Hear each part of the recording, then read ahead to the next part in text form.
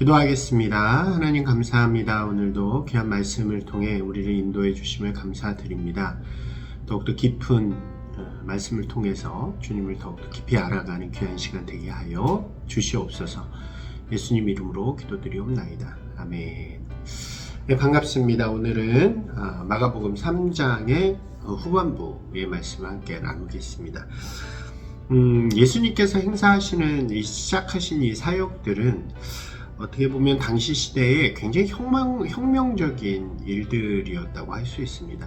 아무도 이렇게 관심 갖거나 해결할 수 없었던 병자들, 귀신 들린 자들의 문제를 해결해 주시고, 또 당시의 기존 문법과 좀 다른 행보들을 하시는 이러한 모습들이 어떤 이들에게는 굉장히 환호가 되었죠.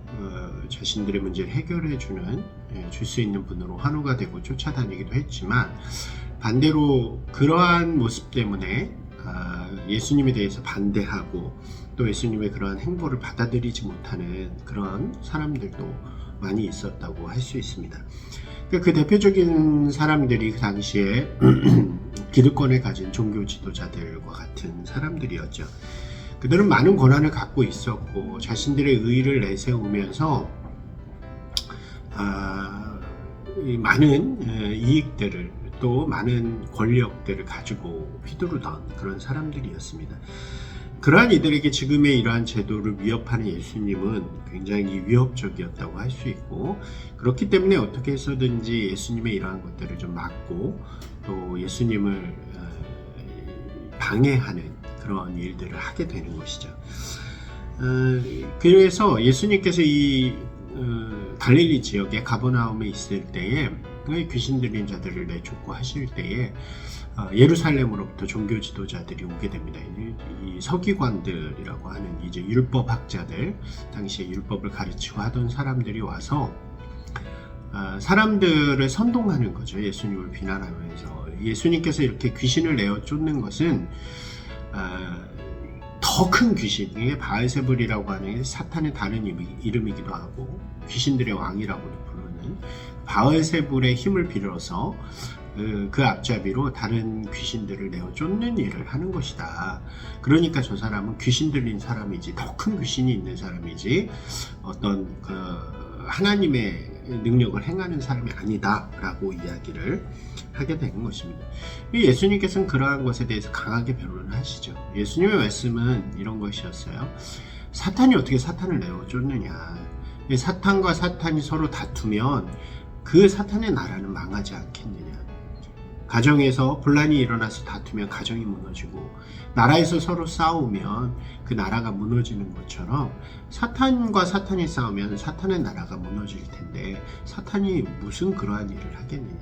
오직 사탄의 권세를 무너뜨리는 것은 하나님의 능력과 하나님의 역사밖에 없다라고 하는 것을 분명하게 이야기하는 것입니다.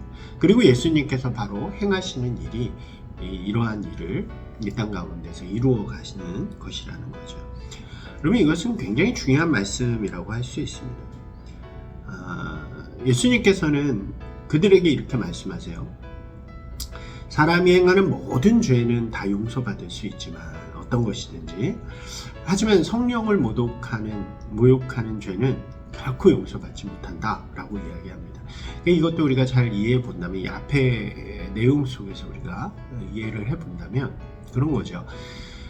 어떤 죄를 져도 다 용서받을 수 있지만 하나님의 구원의 사역, 그러니까 이 땅 가운데서 사탄을 몰아내고 사탄이 소유했던 하나님의 원래 그 나라를 회복하는 일, 사람도 마찬가지고요.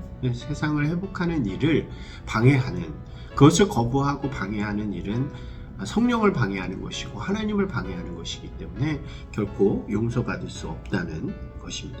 예수님께서 이 땅에 오신 이유가 바로 그거잖아요. 죄로 인해서 빼앗겼던, 죄로 인해서 이제 사단이 소유하게 되었던 그 세력들을 다시 하나님의 품으로 가져오는 것이 바로 예수님의 사역이었습니다. 병자를 고치는 것, 귀신 들린 자를 내어 쫓는 것 역시 그러한 하나의 일이었고, 궁극적으로는 십자가 위에서 돌아가심이 바로 그 역사의 완성이 되어진다고 할 수 있겠죠. 근데 이것을 부인하고 예수님의 사역을 방해하는 자, 그것은 하나님의 역사를 방해하는 것이기 때문에 결코 용서받을 수 없는 일이 되고 결단코 구원의 자리로 들어가지 못한다는 것을 이야기하게 되는 것입니다. 그러니까 그들은 자신들만 구원의 자리에서 벗어나는 것이 아니라 다른 이들까지 구원받지 못하게 하는 자들이 되기 때문이라는 거죠. 이 3장 후반부의 또 하나의 말씀은 예수님의 이러한 사역에 대해서 반대하는 다른 무리들의 이야기입니다. 그것은 의외로 예수님의 가족들, 친족들이었습니다. 그들은 예수님이 어렸을 때부터 자라온 성장 과정을 본 사람들이겠죠.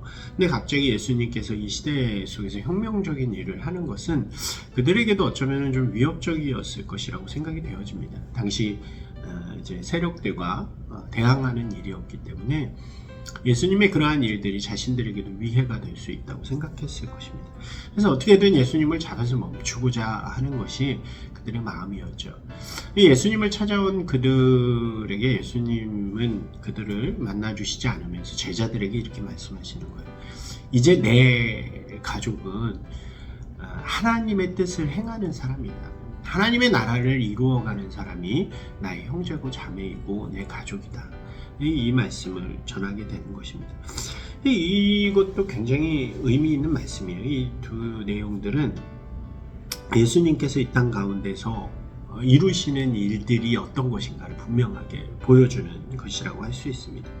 하나님의 구원의 역사를 통해서 사단에게 묶여있는 세력, 세상 사람들을 구원하시고 자유함을 주시는 것이 바로 예수님의 사역이었고, 그 구원은 이전까지 가지고 있던 어떤 혈통이나 그들의 습관 혹은 관습 같은 것들로 주어지는 것이 아니라 오직 예수 그리스도의 은혜로 말미암아 주어지게 되는 것을 강하게 보여주는 이야기라고 할 수 있겠죠. 기존에 그들이 가졌던 질서나 어떤 피해 혈통이 절대로 우리를 구원해 주지 못합니다. 우리 역시 마찬가지죠. 오직 우리를 구원하셔서 하나님의 나라, 하나님의 자녀 삼아주시는 것은 오직 예수 그리스도 뿐이십니다. 여러분, 이 예수 그리스도를 분명하게 마음으로 믿으면서 또 다른 이들에게도 다른 어떤 행위가 아니라 어떤 그들의 그런 가치나 모습이 아니라 예수 그리스도를 전할 수 있는, 예수 그리스도로 말미암아 구원받음을 전할 수 있는 귀한 분들이 되시기를 주님의 이름으로 축원합니다. 오늘 만난 예수님을 바라보면서 말씀을 다시 읽고 우리 결단하며 나아가겠습니다.